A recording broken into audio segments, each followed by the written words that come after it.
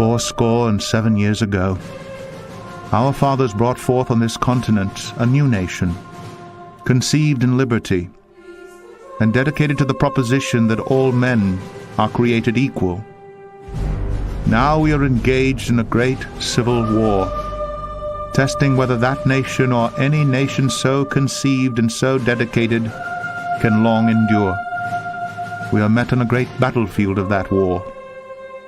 We have come to dedicate a portion of that field as a final resting place for those who here gave their lives that that nation might live.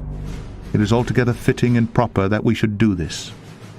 But in a larger sense, we cannot dedicate, we cannot consecrate, we cannot hallow this ground.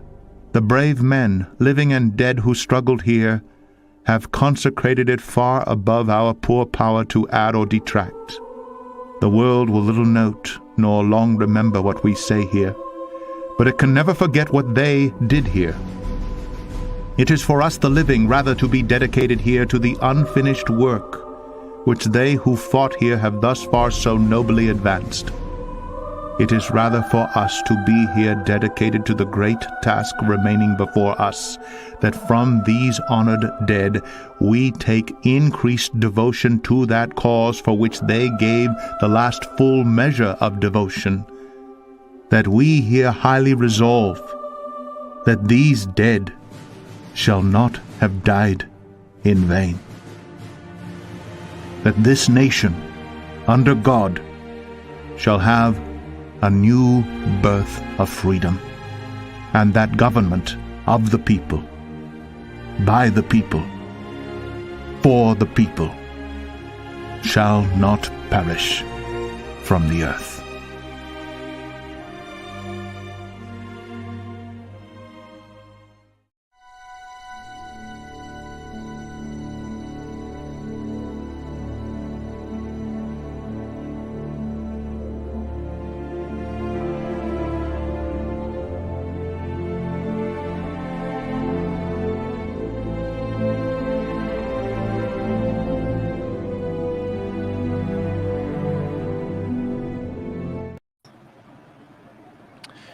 Hey there, everybody. Welcome to another episode of the Justice Revolution. I'm your host, James the Patriot. I have with me my ever so faithful co-host, Justice and Erika. Say hello, guys. Hey, guys. Good morning, everyone.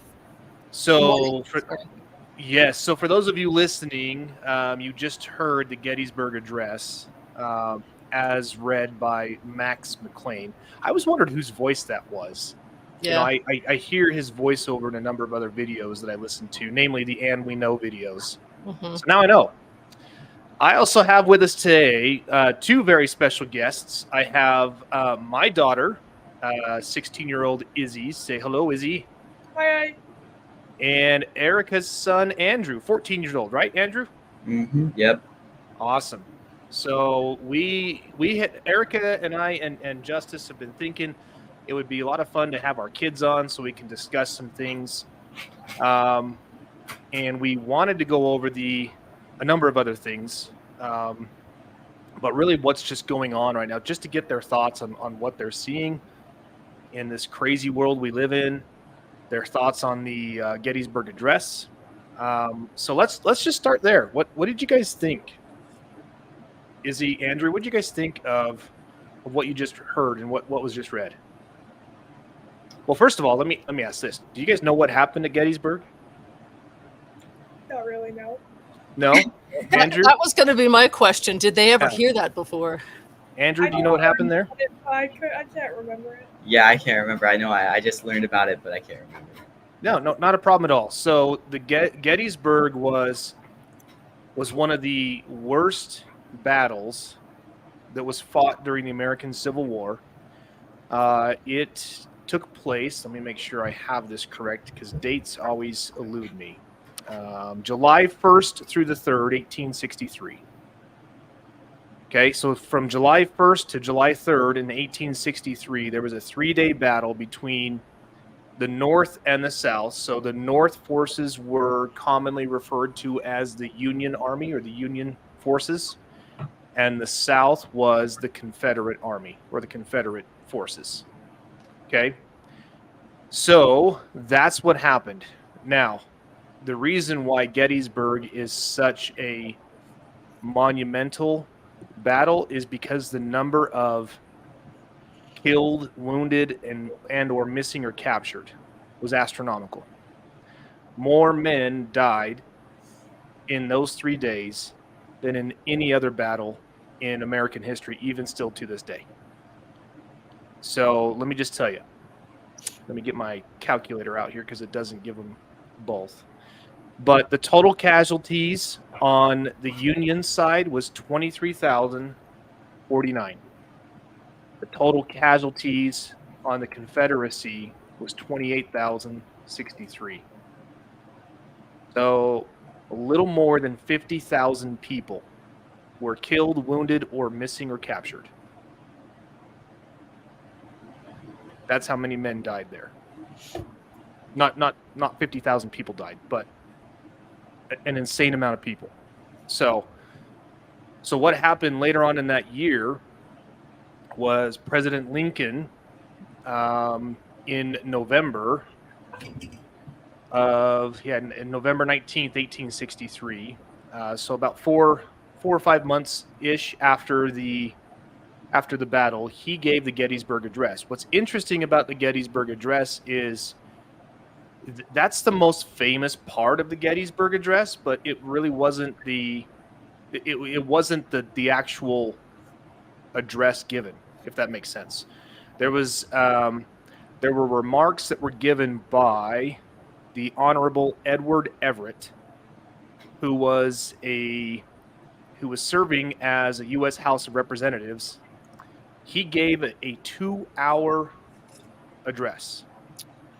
So his speech was 2 hours long, 13,607 words. And then after that, they sang a hymn, and then Abraham Lincoln gave that famous address, which from what we know, he spent maybe 15, 20 minutes riding while he was on the train from Washington, D.C. to Gettysburg. So that's the backstory. Make sense? Yes, sir. Yeah, this is the part where if I'm saying makes sense, I need people to talk. Oh yeah, because it's a podcast too. Yeah, makes sense? Okay, cool. All right, so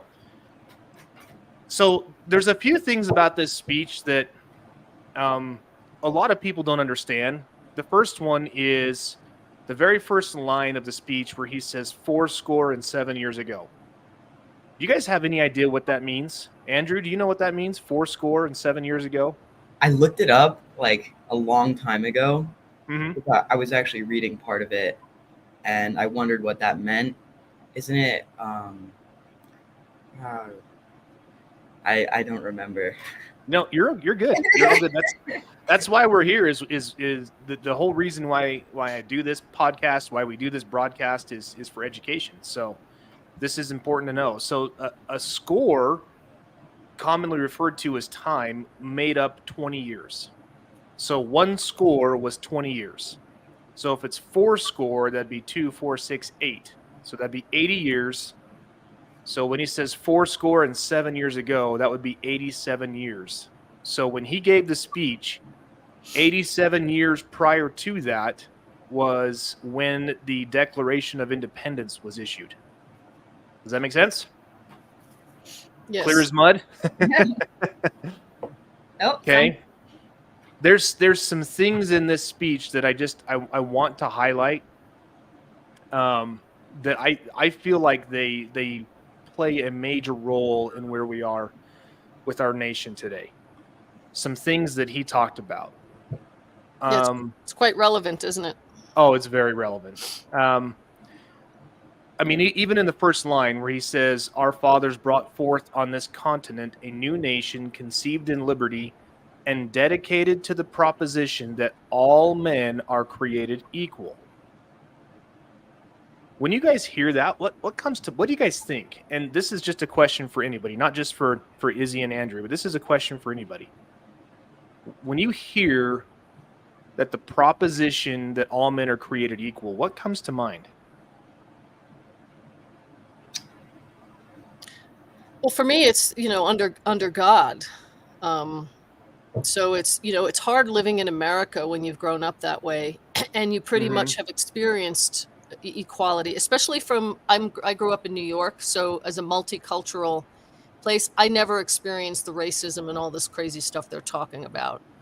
And when you can see what's going on in other worlds, yeah, that too, in other countries, more so with the advent of social media, you realize just how much freedom we have. And, you know, and the last few years really brings that home with we are created equal, whether these social classes, these ruling political classes, and all of this. Primarily, it just rings so true to me for that because of the oppression they're trying to put forth on whomever they choose these last few years. Well, I would say what are we seeing in what's the prevalent idea in our society right now is they Division. are exactly they are pressing the idea that there is a minority group that is oppressed, Yeah. and that they're not being treated equally, and that they should be treated equally. But by doing that, they are creating massive amounts of division amongst everyone else. Yeah. They've created it for sure. Yeah. So Andrew, I see you shaking your head. Are you seeing stuff like this? Is this something that you're seeing?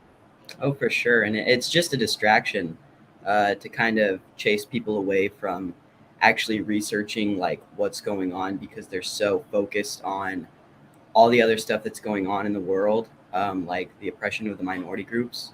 Yeah. It's really just a distraction for people. And I see it all the time. To avoid uniting against the common enemy of us all. But Right.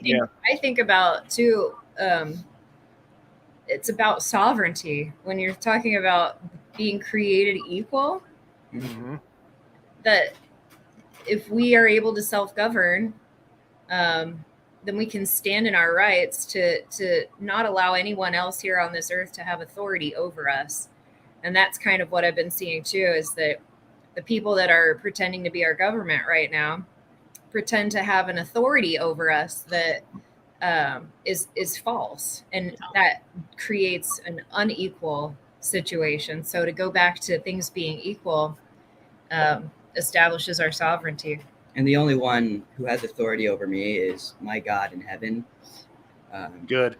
Nobody else should have authority over me because I am my one person. I respect my mother. I was going to say, hold that thought. Your mom's sitting right there. Your mother, intermittently, your mother. Yeah, my chart goes God, mother, everything else. Good for you. Good for you.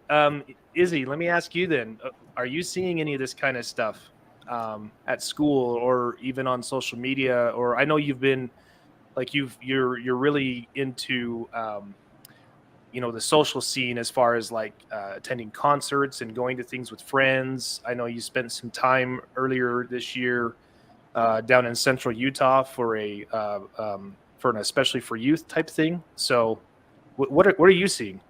Personally, I'm not seeing anything like where I'm living. It's all on social media, and I feel like it's all like almost fake and made up. Like when I go to like all these concerts, everyone just like loves each other and everyone's just having the time of their life. And when I went to the church thing this summer, everyone just became instant friends. There was no bullying, there was no harassing, like everyone just loved each other. And so I've never actually really seen it. But when I get on social media, I'll see people saying that our world has issues and everybody is racist. But those who like the people that they're saying are being treated unequally, I've seen videos of them saying, no, you guys are making this up. Like, we are not being treated differently. Like, you guys are creating the issue in your head. So, I don't know. Personally, I've never really seen anything. I think, to her point, I think we're kind of sheltered here in our little corner of where we live. Yeah, for sure. But don't worry, it's coming. I mean, that's the sad part. It's coming. I mean, where Justice lives, she's south of us, but we're already seeing craziness there. Go down the canyon into the Salt Lake Valley. It's craziness there. We're seeing this. Justice, do you have that video I was telling you about that you posted in the affidavits chat? I do. Because I think this is a good time to bring this up. And then also, if time permits, I do have an update in my property tax case. So I do want to get to that, but I feel like this is important. Izzy and Andrew they got to get to some classes here in a little while. So we want to take advantage of their time while they're with us. But let's play this video because I think it really touches on the point that Erika made about these government officials who think they have authority over us. You're going to love this video. It's only a few minutes long, but when you've got that, Erika, Justice, let us know. Okay, let's go. Let's take a listen to this, and then I'm going to get Izzy's and Andrew's thoughts on this video after we're done. All right, here we go.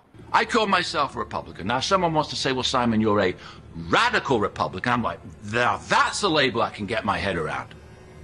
Why? Well, because this country was founded by radical Republicans. It wasn't founded by liberals or conservatives. It was founded by radical Republicans. Who said, give me liberty or give me death? I'm here to speak today. I believe, Gary, you said it was item KKK in the agenda book. Well, isn't that just a perfect summation of what it is I'm here to talk about? KKK, your proposed new school board policy, seeking once again to limit the constitutionally protected speech of American citizens. Now, you snowflakes apparently have a bigger problem with public comment. It seems to me that you think you can supersede the United States Constitution. Well,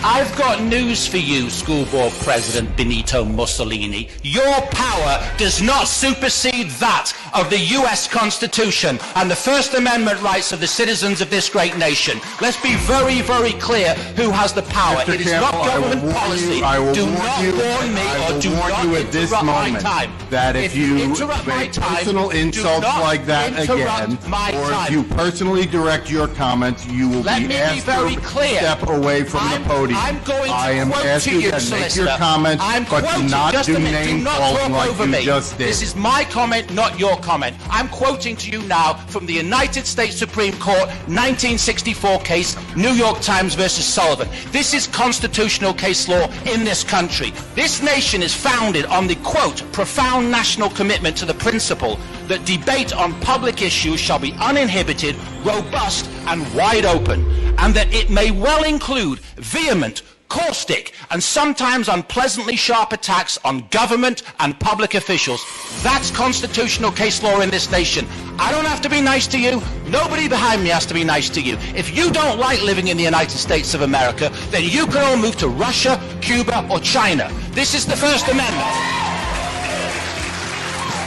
And I will caution you, solicitor. There is a video camera to my left. If you edit this tape, then you're going to have a big legal problem on your hands, because my right to critique your fascism, which is what this is constitutionally protected. I want all of you to tender your resignations for hating on this country. We have a God-given constitutional right to critique you, and we can speak in any lawful tone that we see fit, because this is the United States of America.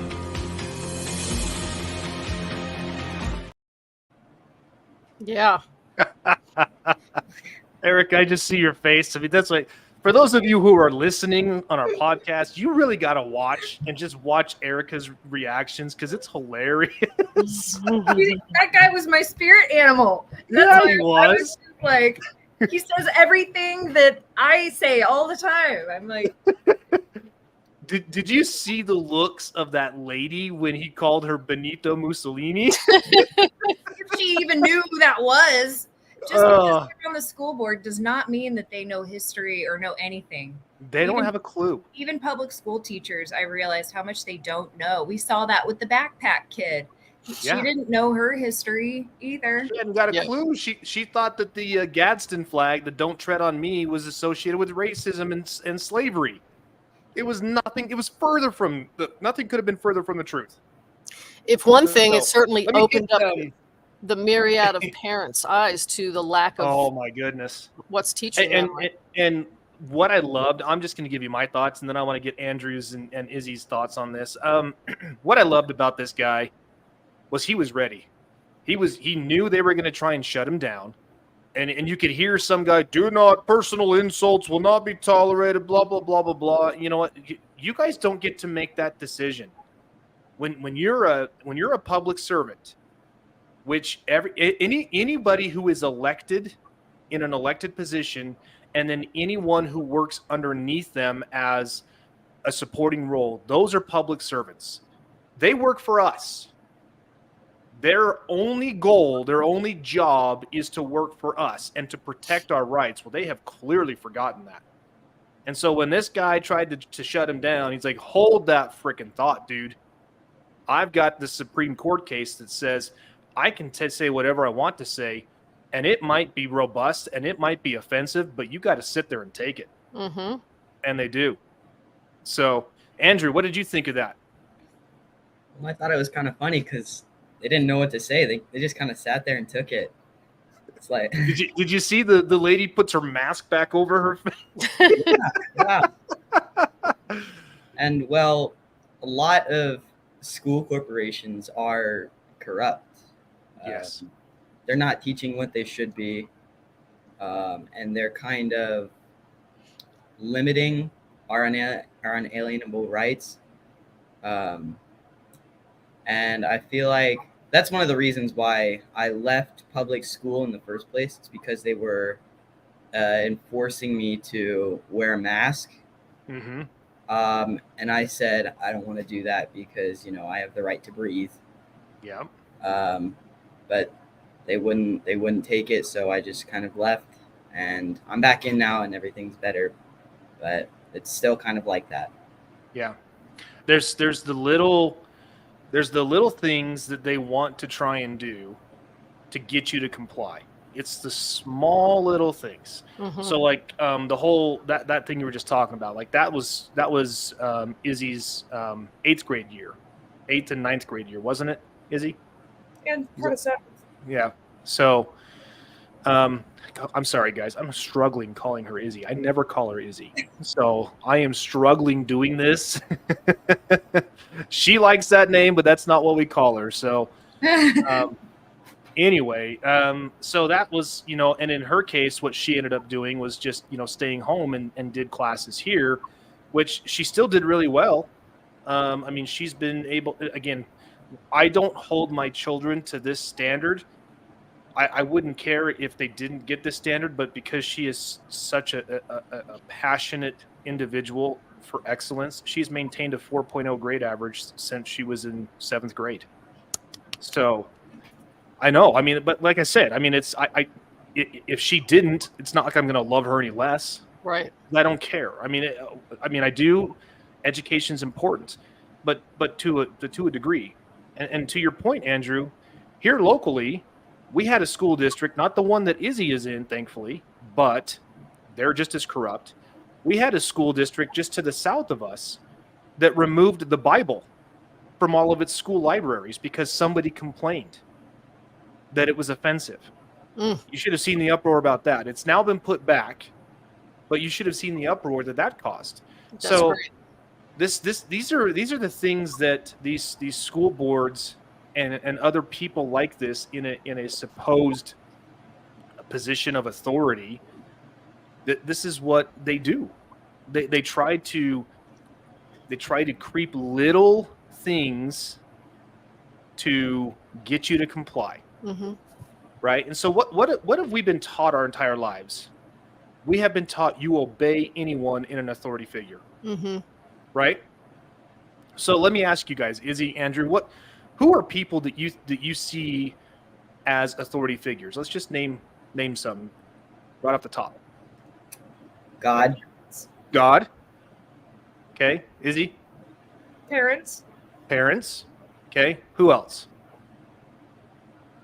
In our society, just think big picture in our society. Like according to everybody else? Or? According to everybody else, yes. Okay. Well, then I'm allowed to say the government. Government officials. Okay. What about the guys that are in uniform? You know who I'm talking about? Police. There you go. Police, right? So do police officers, do they portray an authoritative figure? Like if you have some type of a interaction with law enforcement, doesn't it like, oh geez, I need to just do whatever they say, right? Isn't that what we've been taught? Yeah. Yeah. So Izzy, what have I told you? Because you just recently started driving. So what have I told you to do if you get pulled over? I have the right to not say anything. I can I don't have to answer their questions if I don't want to. Right. So have I told you to be confrontational? Have I told you to say you can't do this, you can't do this? Not like in a rude way, but like let them There know you go. that I know my rights. Good for you. Good for you. Right? So this is what we've said, right? If you get pulled over, the guy's going to come up and they're going to say license and registration, which I'm going on the record. Okay. This is on the record. You're hearing it. You're not hearing it here first, but you're hearing it from me. There is no law that requires those of us, men and women, to carry a license or register our car.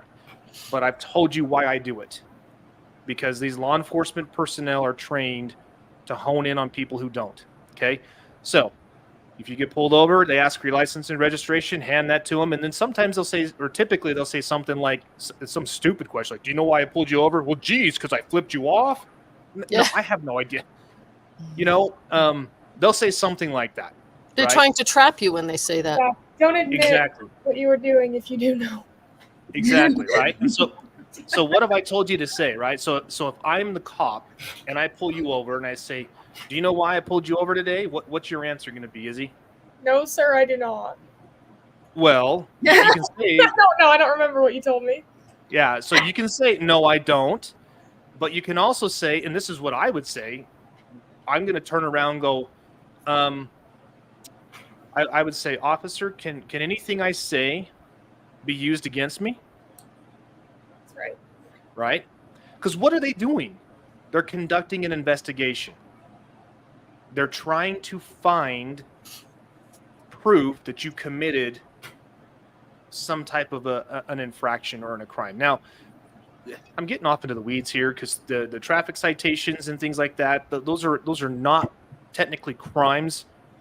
They're infractions, which doesn't fall under criminal or civil. So you're just like left there scratching your head going, what is this all about? We've had some past episodes on this. If you guys have questions, go back and review it. But they're conducting an investigation. So we have a protected right against self-incrimination. That is enumerated in the Fifth Amendment to the United States Constitution. The right against self-incrimination. Basically, it says that no man shall be compelled to be a witness against him. James, your microphone is acting up. Again? Oh, that's better. Okay. Sorry. That's all right.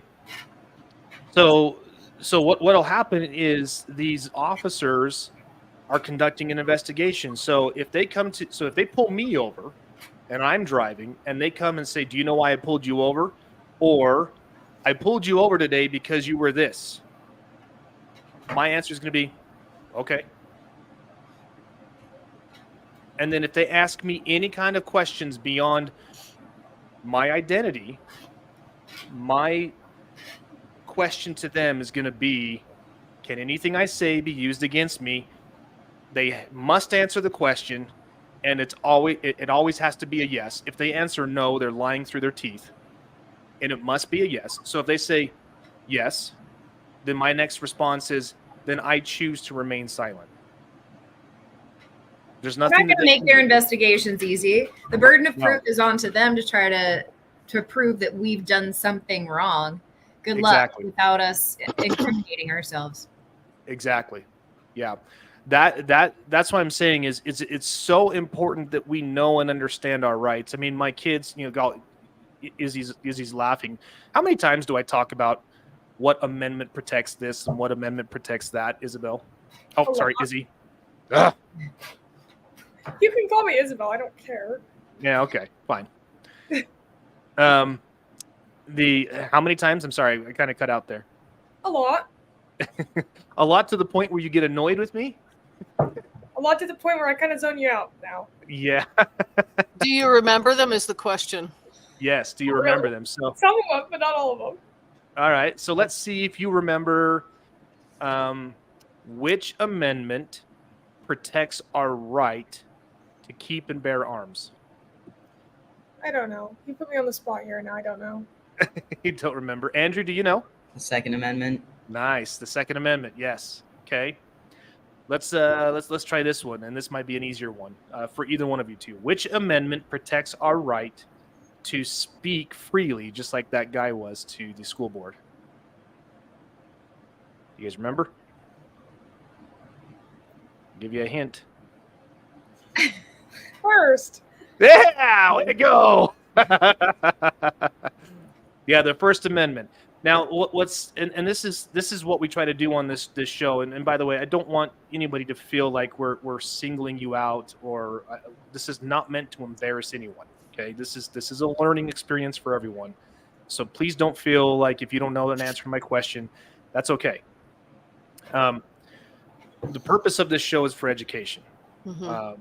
There are 10 amendments. The first 10 amendments make up what's constantly known as the Bill of Rights. Our rights don't come from that piece of paper. Just like Andrew said earlier, our rights come from our Creator, from God. And we have so many rights that they couldn't be enumerated. They couldn't be written down. That's what enumerated means, is written down. If you look at the Ninth Amendment, which is my favorite by far, we talked about this in a couple episodes ago, where the Ninth Amendment states that there are other rights that the people have, but just because they're not written down here doesn't mean that they don't have them. So if I go anywhere, so to your point, Andrew, you said you had a right to breathe. Who told you have a right to breathe freely?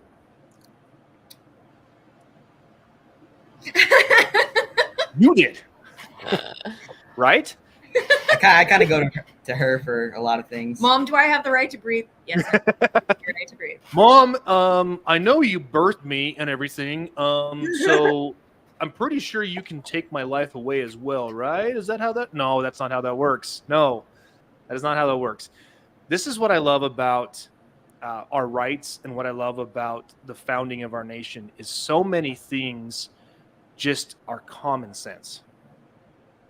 Isn't it just common sense that if God put us on this earth and he gave us a nose and a mouth that allows us to breathe oxygen freely, then why would we need to do anything else other than just that? Does that make sense to anybody? Yeah. They just want to control us. That's what it is. Exactly. It's control. It is absolutely control. You guys, I'm here to tell you, again, my kids know this because I'm always talking about history, right? Isabel, what's my favorite subject? History. Yeah, I love history. History is my favorite subject. And the reason why is because those who do not understand their past are doomed to repeat it. What are we seeing today? We are seeing little bits and pieces of what was happening in 1920, I'd say late 1920s, early 1930s Germany. Do you guys know what happened in that time frame? Erika, Isabel, do you guys know? Or even Justice or Erika? Do you guys have World any War idea? II. Yeah, but what was going on? They were putting people in camps, work camps. They were, but even before that, do you guys know what was going on? Tell us, James. So there was a big political movement, okay? And Hitler didn't just come to power, okay? He wasn't just like, they're like, well, hey, let's just put this guy into power. Are you talking about the usurpation of their monetary system and the influx of pornography and debauchery, and Hitler said, we're not going to have it? That kind of thing, yeah. Correct. Yeah, they won't teach you that in school for sure. But here's what's interesting, though. Did you know this, that he initially was acting as if he supported that? Did you know that? No. Yeah, because they were that group was commonly known as the brown shirts. You ever hear that? The brown shirts? Mm-hmm. You guys ever hear that? So it was a political party known as the Sturmabteilung. Sturmabteilung, I'm not sure. SA. And it literally stood for, you guys ready for this? Storm Division or Stormtroopers. Are Izzy and Andrew, you guys Star Wars fans? I'm a big Star Wars fan. A little bit. What are the guys that wear the all white uniforms? What are they called? Stormtroopers. Stormtroopers. Okay. So they were the original paramilitary wing of the Nazi Party. They played a significant role in Hitler's rise to power in the 1920s and the 1930s. So their main focus was to disrupt things so much so that when they came in and disrupted things, Hitler did a complete 180 and said, I'm here to save you. And he had all of the top leaders of the brown shirts executed. But they did those little things like what you're just talking about, there, Justice, where they changed the monetary system. They introduced things that at the time were just like shocking, like pornography. Right. Pornography was not widely accepted at that time frame. I would argue it shouldn't even be accepted today, but no, it's being pushed. Well, that was his anger. That was the Zionist regime that did it, and that was his anger because they destroyed the culture. They destroyed the culture, and so. But here's the thing: is like he actually instituted that. Does this make sense? So it was kind of a Trojan horse, where he instituted the culture disruption, and then came in and said, "I'm here to save you." He set the house on fire and then came as a firefighter. Exactly. So there's another piece of history. Look this up, Andrew and Isabel, when you guys get a second. It's called the Night of the Long Knives. You'll hear about this. And it was the night that the stormtroopers, they just went out and caused all sorts of havoc all over Germany, mainly in Berlin.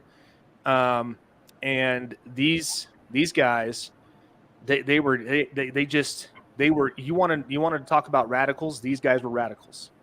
So if we had to compare the radicals of that time to radicals of our day, what would you guys say are some radicals that we're seeing today?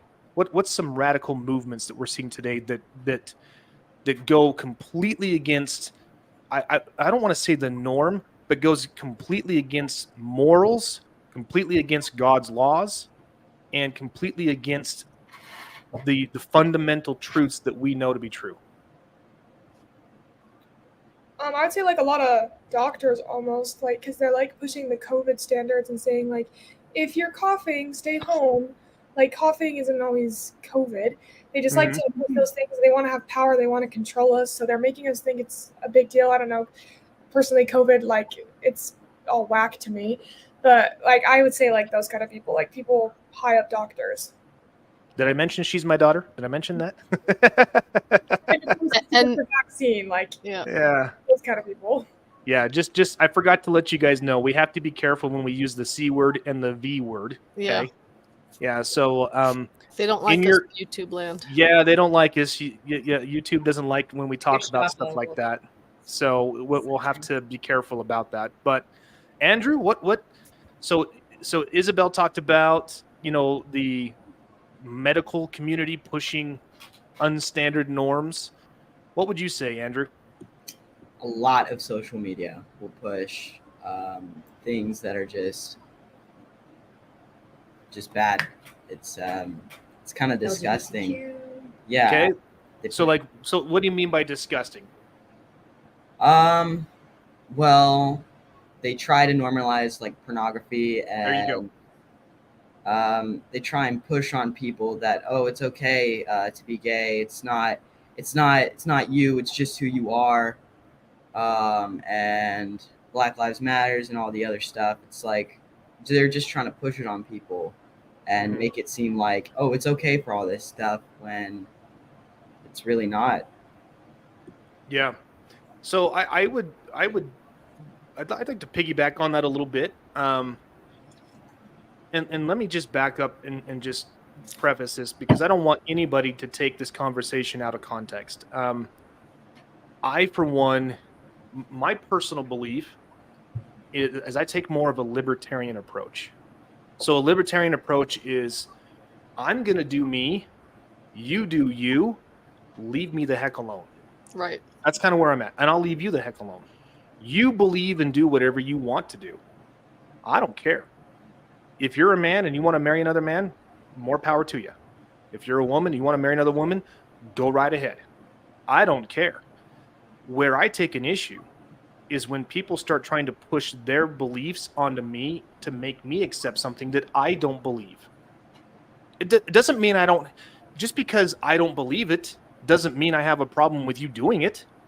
You're welcome to do whatever you want as long as you leave me alone and as long as it doesn't infringe on any of my God-given rights.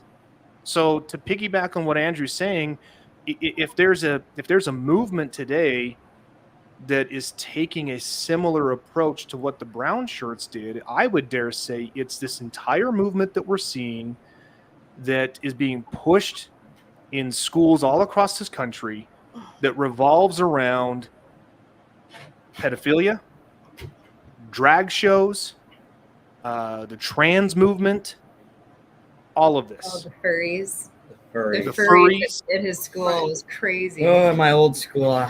That's also another reason why I left. I just couldn't handle it. Yeah. Crazy. And there's multiple sides to that, because first of all, that's a very satanic it's a very satanic ideology, the transgender, because you've got Baal, who is half man, half woman, half animal, half human. Mm-hmm. And then you've got the Communist Manifesto to disrupt your mind, the gaslighting, the debauchery. It's all part of demoralization. So it's, they're throwing everything at us to get control and to capture the children, the next generation. So smart young kids like you that see it and aren't fooled, Yeah. Well, and I think homeschooling also gave me some time to kind of fix my mind so that I wouldn't be adjusted as easily as I would have, because public school is meant to build you up, but it can also tear you down in certain ways.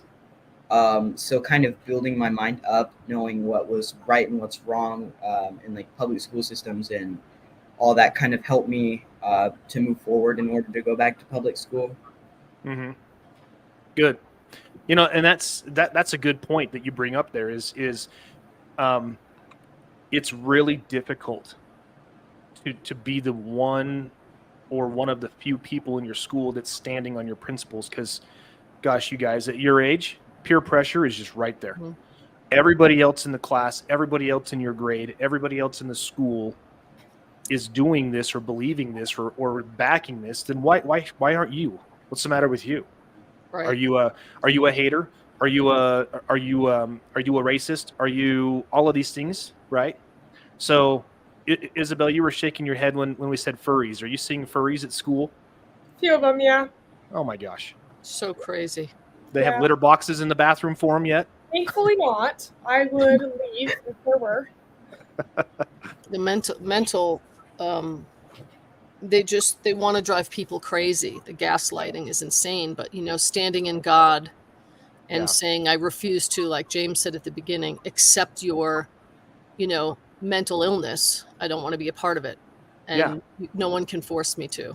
And silence in the face of evil is evil itself. Mm-hmm. Mm-hmm. So if we do not stand up and say something, so I don't want to, again, I don't want to harp on the LGBTQ plus IAA, whatever those acronyms are. I don't want to harp on that. That's not what this podcast is about. That's not what this broadcast is about. So please do not take this in the wrong context. I know I'm going to have the haters out there. You guys are going to say what you want to say. That's fine. I don't care. Those will be trolls, because everybody that I know that is gay and has just wanted to live a normal life has left the LGBTQ. They know it's been usurped and they know that it's evil. So I would say that too. I have a good friend. Actually, Isabel knows this woman. She knows her son. I'm not going to say her name. I'm not going to say his name, but she knows who I'm talking about. She's a friend of mine. She's a fellow basketball referee. I've known her for a while. and Isabel and her son were good friends for a little while. You remember this kid Isabel up in North Ogden? I don't know Yes, who you're now talking you'll remember. Yeah, you have. Let's just say this: we took a picture of you two after one of your junior high basketball games. Yes, you I know do who I'm know. talking about. I do Yeah. know. So his mom, you know, she's in a same sex marriage, and she's one of the coolest people I know. Right. But she doesn't subscribe to like what you're talking about. This whole push this movement, things that just defy logic, things that defy God's law. Now, this ridiculousness that some of these individuals in the medical profession that are buying into, that when a baby is born, I can't tell you what gender it is because we haven't asked the child. Again, if you need to know what or how many genders there are, I will refer you to Kindergarten Cop. Mm-hmm. Yes. And Mhm. Isabel's never seen that, so she doesn't know what I'm talking about. Andrew, have you ever seen that movie? I have not. You haven't seen that movie? I'm not gonna say it, but there's basically it's Arnold Schwarzenegger gets roped into becoming a kindergarten teacher for a little bit. He's an undercover cop, and there's this snarky little kid who says the funniest thing about what is a boy and what is a girl. So I'm just gonna say that, and we'll leave it at that. You guys can search it on YouTube. I'm sure that scene's out there. Biology 101. I'm gonna have to say goodbye, you guys. Okay. Nice meeting you, kids. Thanks. Nice See you, meeting Jesse. you. Thanks, Bye, Justice. Erika. Take care. All right. Enjoy your weekend, everybody. Yeah, you too. So that's what I would say if we're looking at history, and if we're looking at a repetition of history or repeating history. If we don't call out evil for what it is, and if we don't stand up now and put a stop to it, then we're headed for the same thing that happened in Nazi Germany. What ultimately happened in Nazi Germany? Adolf Hitler took power. The first thing he did was outlaw every citizen from owning a firearm, because he knew citizens that were armed could not be dealt with. So they took firearms away from everybody. Once he did that, he started taking away other fundamental rights, the right to worship as you saw fit. What did we see? Millions of Jews being ushered into Holocaust camps. He basically, it's if you didn't follow or agree with what I say, you're an enemy of the state and you were put to death. That's essentially what it is. We need to call out these things for what they are. Fascism, socialism, communism have killed more people in human history than any war or the totality of all wars combined. Let's say that again. Communism, socialism, fascism, they have killed more people than any wars in the totality of wars that we in our modern day have ever known. Hundreds of millions of people have been killed because they didn't believe or they chose not to believe a specific way. So I don't want to see that happen to our generation. I don't want to see that to happen to my children, to my daughter, or to her friends, or to anybody else for that matter. So James, let me ask you a question too, because Andrew and I were talking about this when we're talking about history, right? What kind of encouragement can we give to either homeschoolers or just parents who are trying to supplement, because they don't teach true history in schools? But I'm not sure that I don't know how much of any history we can get that we can trust, because there's probably 10 different views on what actually happened in Nazi Germany. We weren't there to see it. So how do we find reliable sources that teach history? Because you're right, if we don't know it, it'll continue to repeat itself, but it's so obscured, and they definitely don't offer it freely to the children to know. Like, they don't even teach the Declaration of Independence in schools. Oh, I know. They couldn't possibly, because the kids would start to wake up and realize, wait a second, that's like exactly what's going on right now. Exactly. If they're following the news at all, but they're not. They're swiping on their phones. Like, they just, I don't know. They've got the children so sucked into a world that they want you to be in, How do we get them out with knowing and teaching good history? Do you have some good references for that? Yeah, I would say, and we've talked about this before, but one of my favorite sources is Prager University, PragerU. So that's Dennis Prager is his name. He gets people from all over different backgrounds, and they talk about specific events. They talk about certain rights. They talk about certain things, and he puts it in a fashion that's easily understood, and that you can follow quickly with. So there's that one. There's oh geez, why is it not coming to mind? American Heritage. Is that what I'm thinking of? American Heritage. Does that sound right, Erika? Or I'm not familiar with it. I can't remember. Oh, it's going to drive me nuts. But those of you who are watching the video or listening to this, drop a comment if you remember. There's free classes that are available for homeschoolers that talk about the true history and the founding of our nation and things of that nature. Oh, Hillsdale? Are you talking Hillsdale? about Yes, Hillsdale? thank you. That's what I was thinking of. Hillsdale College. Yes. I take courses on Hillsdale. Yes. Yes. And what have you learned so far? Have there been things you've learned at Hillsdale that you're like, I remember we covered this in school, but they didn't say this. Oh, for sure. It's I started taking I did a course on like the King David story, and I started taking one on the Constitution, and I was watching some of the videos, and I was like, this would have been useful to know in school. The one about why Congress doesn't work, that one too, and just learning about how laws are made and Yeah. when technically we're under the jurisdiction of but they don't teach anything about like the difference between the republic Mm-hmm. and the democracy, the corporate democracy that we're currently seeing. Mm-hmm. That's just kind of like a big picture that some people would say is conspiracy theory, but they're incorporated. The state of Indiana is a corporation that has a number. And so then when we're talking about, he also has a workbook where he does the Indiana state constitution. Mm-hmm. And the what he's learning in that book is different from what you'll learn if you go into any one of the courts here, because it's not the same body of people that we're talking about. Yeah. The republic is designed to protect your rights and to go according to the Constitution. The corporation was designed to go according to their statutes and bylaws, right?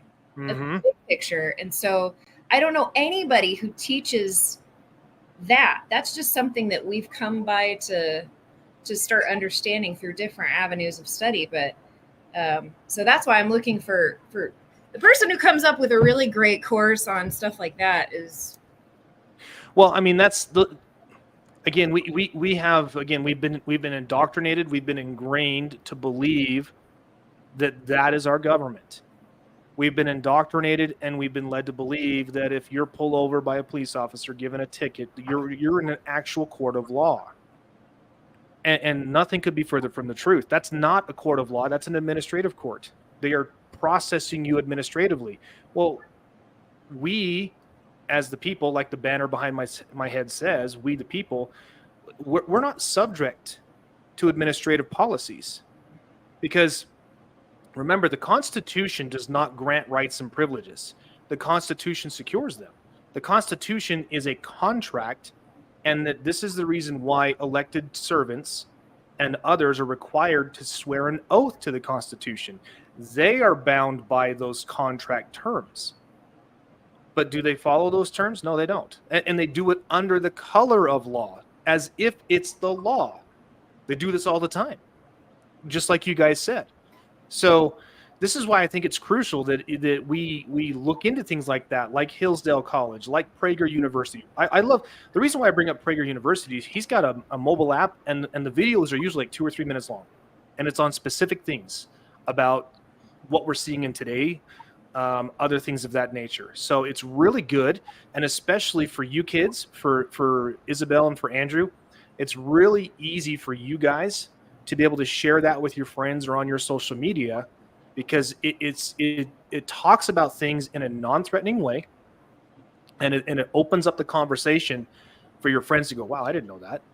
Because I'm willing to bet if you guys were to walk down the halls of your schools, like Isabel, if you went to school today and you were to ask 5 people, just random people in the hall, and you said, hey, what form of government do we have here in the United States? What do you think they would say?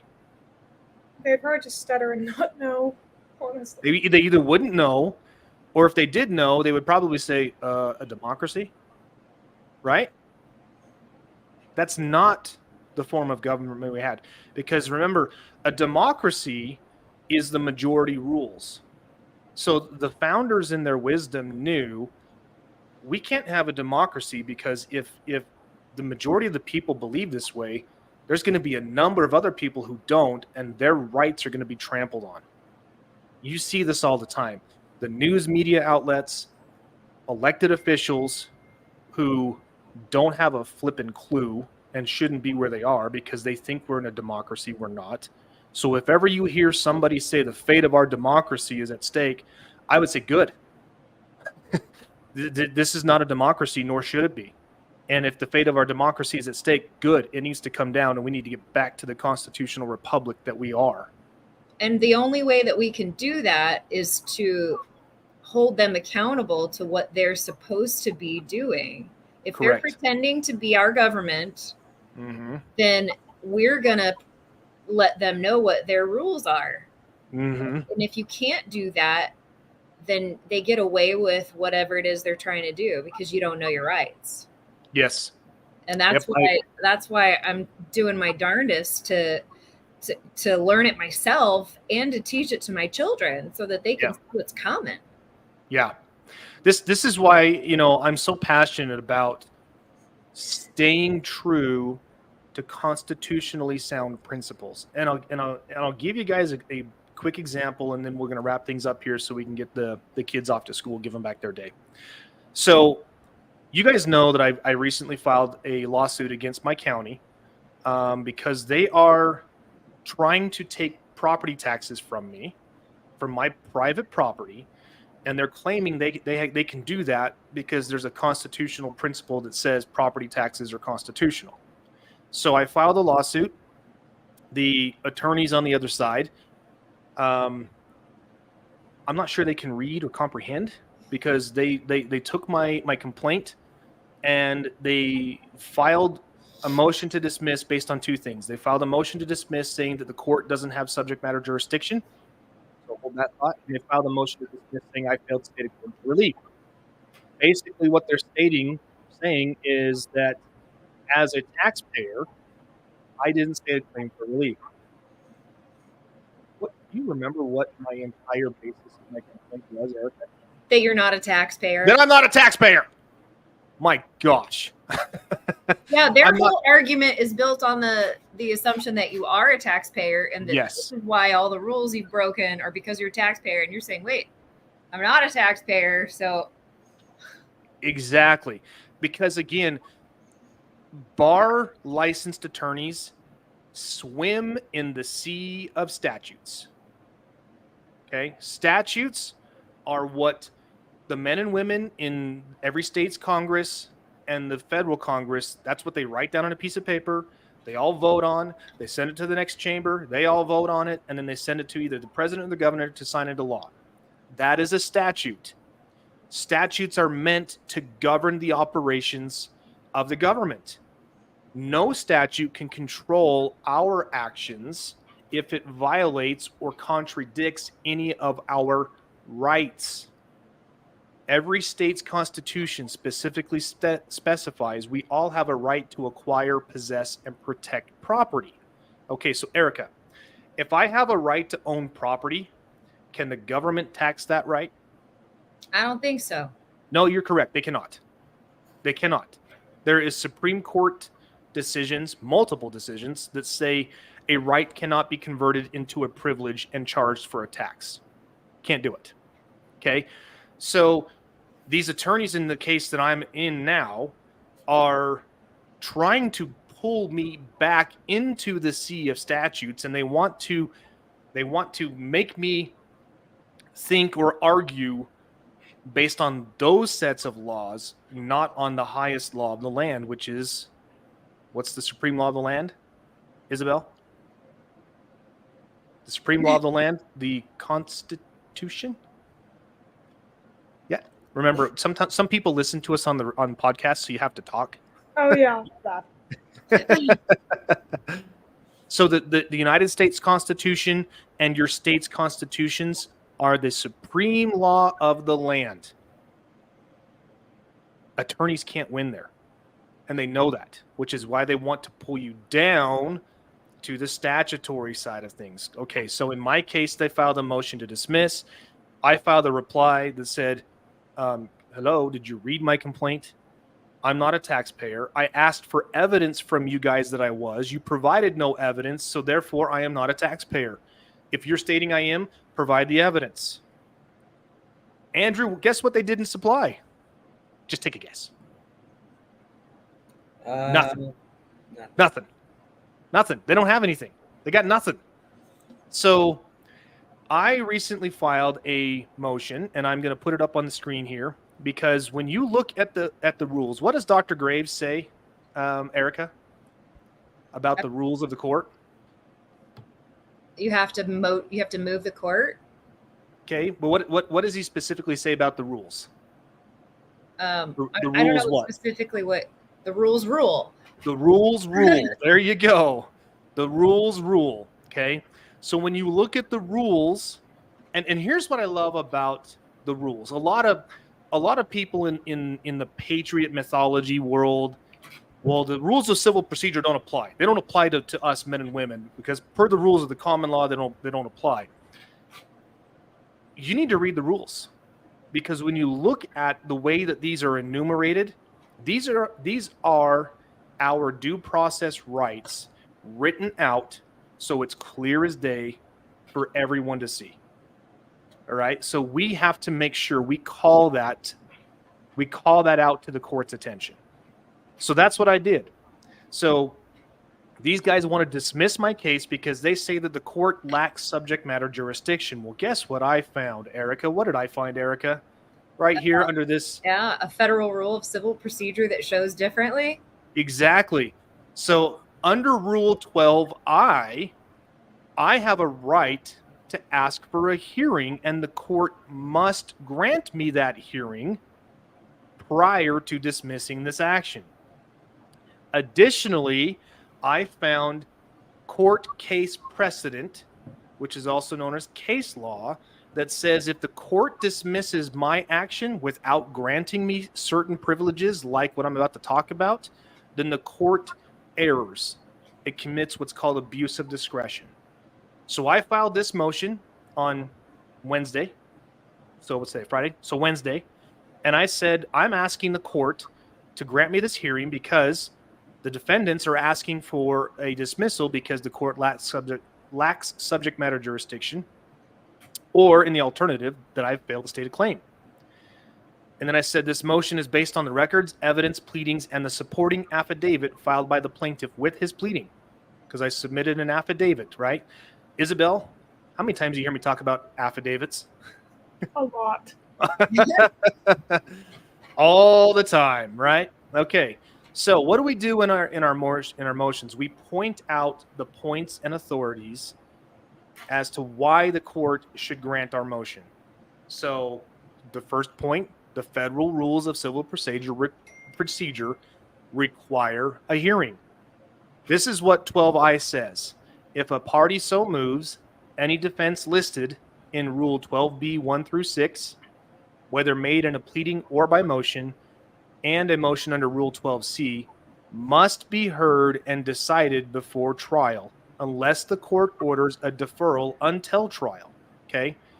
When you see the words heard, that is a hearing. The court must hold a hearing.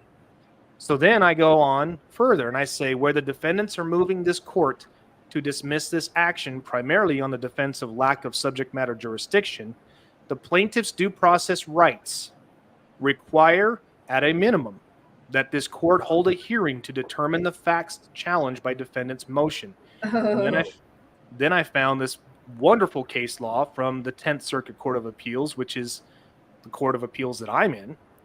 And this is what it says. When a defendant moves to dismiss for lack of jurisdiction, either party should be allowed discovery on the factual issues raised by that motion.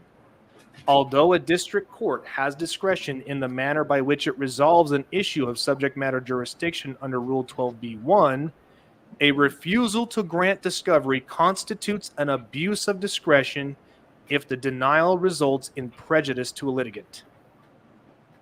So if the court grants their motion and dismisses my case, that constitutes an abuse of discretion because it would prejudice me, because I can prove with factual evidence that I am not a taxpayer.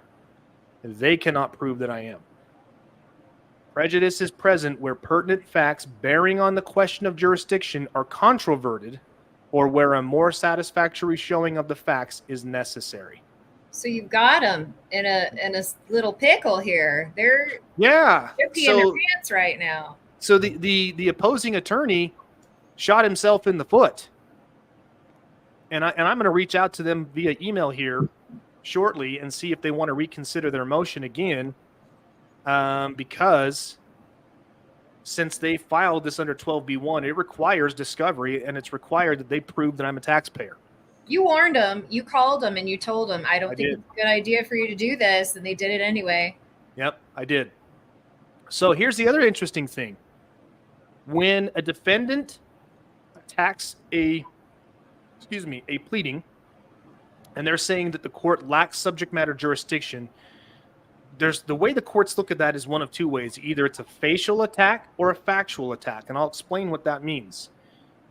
And I said the defendants, by and through their counsel, have asserted that the court lacks subject matter jurisdiction to hear this case. It is unclear whether this attack is a facial attack or a factual attack, as within their motion to dismiss, they claim plaintiffs stated no factual allegations, yet failed to support those claims with any evidence to support those assertions. Similarly, they state numerous times that the plaintiff failed to assert any factual allegations, which would suggest that this is not a facial attack. So again, I find more case law here in the 10th Circuit Court of Appeals. A party filing a 12b-1 motion to challenge the court's subject matter jurisdiction through a facial or factual attack. This is what a facial attack means. A facial attack assumes the allegations in the complaint are true and argues they failed to establish jurisdiction. A stall tactic. Correct. A factual attack goes beyond the allegations in the complaint and adduces evidence to contest jurisdiction. So it's one or the other. Either they assume my allegations are true and the court still lacks jurisdiction, which I've already proven is that can't happen. Because if they assume the allegations in my complaint are true, this court has jurisdiction to hear my case. Right. So it's not a facial attack. All right, so we set that one aside. A factual attack goes beyond the allegations and adduces evidence. Okay, so now they're saying that the allegations are not true, and they would bring in evidence to support that. They have brought no evidence to support that. So I've said, seeing that the defendants failed to submit to this court any evidence in support of their factual claims and deny in a roundabout way plaintiff's factual claims, this court is required to hold a hearing to allow both parties the opportunity to present admissible evidence in support of their positions, which thus may require discovery. Uh-oh. So here's what I'm asking. This court should order a Rule 26F conference and the defendants be required to answer the pleading. So 26F is the rules of discovery. And the parties are required to confer to submit their discovery plan, what they're going to ask for, what they want. I've already got most of everything I need. I can prove my case with just my complaint. But both parties they're going to have to bring on option. like 5 more lawyers just to deal with it. Yes. But they're going to have to submit those positions. So given that the rules of civil procedure, as well as multiple decisions from the 10th Circuit Court of Appeals require discovery and a hearing, this honorable court should order that the parties convene for their 26F conference for discovery, and that within 14 days after this conference, the defendants be required to answer the plaintiff's complaint, as their answer will go to the heart of the factual contentions contained within their motion. Then I state here, the district court must permit a full development of all the facts before making a determination of jurisdiction. Good. Okay? So that's how we bring these people back. That's how we get them back into where they need to be and where we want to be. So here's my next move. I'm going to send an email to the attorneys today, and I'm just going to say, hey, gentlemen, given that it looks like you're making a factual challenge to the court's jurisdiction here, I would ask that we hold some type of a conference or something of that nature to determine what evidence you plan to present in support of your positions. So I love it. And then that way we can get back to the court on this. So any questions about that? It just goes to show how important it is to learn the rules of the game better. I mean, it's like your brothers asking you to play Monopoly with them, and then you don't know the rules to Monopoly, so they dominate you and they like crush you, and they end up with all your property because you don't know anything. But if you study the rules and you study the strategy and then you go back to the game table, then it's like a different game. It's hard to play Monopoly with my brothers. Yeah, none of us like to do it. They go, they're power hungry. I crazy. love it, but they just take too long. Isabel, what do I say about basketball referees who don't know the rules? They really need to read the rule book, because there are some refs that don't know what they are doing, and it's so annoying. Yeah, because haven't when I was coaching you, how did I teach you to play the game? You remember? Give it my all. Yeah, well, yeah, but what did I specifically told you and your teammates what the rules were and how referees look at certain plays, right? So I taught you to play the game according to the rules as I know them, being a 15-year veteran referee. So I know the rules. And so it frustrates me beyond anything else than when we send our kids out to play a game and those that are there to enforce the rules of the game don't know those rules. Would it shock any of you that this happens in our courts of justice as well? No. I bet those lawyers are going to have to go look up a lot of those references because they don't know them. Oh, absolutely. In any trade, like there are medicines that I would come across as a nurse that I'd never even heard of before. So before I give it, you need to know what the side effects are. It's not. Mm-hmm. Yeah, it's important to know. If we can boil down these things, the way to win your case in any court matter is the party that has admissible evidence that proves their point will win. You may not win at the trial court. You might have to go through, especially if you're in one of these stupid municipal courts, you might have to go through 2 or 3 of these song and dance or these pony shows before you get to an adult in the room at the appellate court level where they're like, what are you idiots doing? This guy's got the evidence right here. It specifically says this. The law says this. Judgment in favor of this guy. Okay? We have to make sure we do that. So with that, I'm going to wrap things up. Isabel, Andrew, any questions, anything you guys want to ask before we go? Or are you like, oh, please, can we end this? Can we get out of here? I don't have any questions. No? No? Not that I can think of right now anyways. I'm sure I do have some. But I'm sure you'll come up with some, yeah. But I know you'll ask me. What's that, Andrew? That's why I have her. That's why you've got her. You've got a great mom right there, Andrew and Erika. She's doing a good job. So, well, wonderful, you guys. Thank you so much for joining us again. We have a great show next Friday. Erika has worked really hard behind the scenes to secure a guest, right, Erika? Am I wrong? Yeah. So we have Brent Johnson coming on. He's the author of The American Sovereign, which is a great book. I actually have it sitting right over here. That's one of Andrew's textbooks that we There it use. is, The American Sovereign. So we talk about everything. And this is where, it gets difficult for people to understand these things, right? So, I don't have a problem sharing this. I'm actually starting a new job on Monday with a new company. Really excited about it. And, they sent me all of the documentation for my new hire packet, and one of those was a W-4. W-4. So I sent back to them my W-4 that says, don't withhold anything. I will pay all my own taxes. They haven't said anything so far, so hopefully we're good. But if I need to explain it to them, I will. I was like, there's no law that requires me as one of the people to pay taxes. United States Code 26 USC doesn't state anywhere in there that one of the citizens of the many states is required to pay taxes. The only people who are employees of the federal government. Right. So, again, this is a big misconception, and they try to bully employers into thinking, well, if you don't withhold, we're going to fine you this, we're going to fine you. They can't do that either. So, this is why it's crucial we know and understand our rights, and I'm going to teach my children this going forward.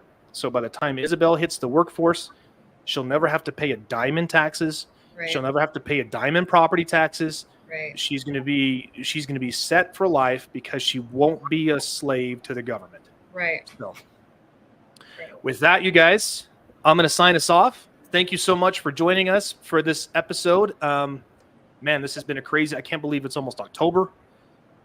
Where is this year gone? I see so many good things happening. So thank you guys. Anything you want to say before we head off, Erika? No, just take every opportunity to write the truth of, well, there's a Bible verse that specifically says about writing like on their foreheads almost the things that you're trying to teach them. Mm-hmm. And that's okay if we have to say it 10 times what the First Amendment is. I got to do that for myself. I have to read things 40 times before I absorb it sometimes. And I wasn't taught history, and all of this law stuff is all new for me over the last couple of years. And I feel like I should know a lot more than I do, but I'm just trying to become patient with myself and to learn what I know and to teach it on to the next generation. So I just want to encourage everyone out there, if you have children in your care, whether they're your own children or nieces and nephews or just neighbors, this is how we grow and move forward, is we teach our children the truth. Amen. And that brings me to this point here. Justin just wanted to make sure that I shared this. So you said writing the amendments on your forehead. Why not just wear it on a t-shirt? Oh, okay. We now have up on our Etsy store the Second Amendment t-shirt. We have the First Amendment t-shirt as well. The plan is to do this for each of the 10 amendments. They're $30, as you guys can see. You guys, this money, donate. So You're cutting off, Dad. Yeah, your microphone's going out. Oh, is that better? Yeah. All right. I guess I moved away from the microphone.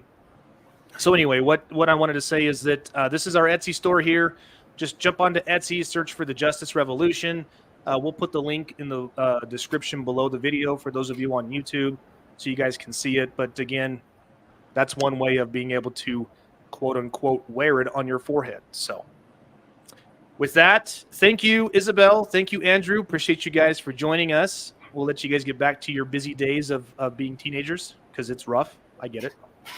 It's hard to believe, but I was a teenager at one point in time. Shocker. I know. That's tough. So anyway, with that, you guys, I'm going to sign us off. Thank you so much for joining. We will see you guys next Friday. Take care, everyone.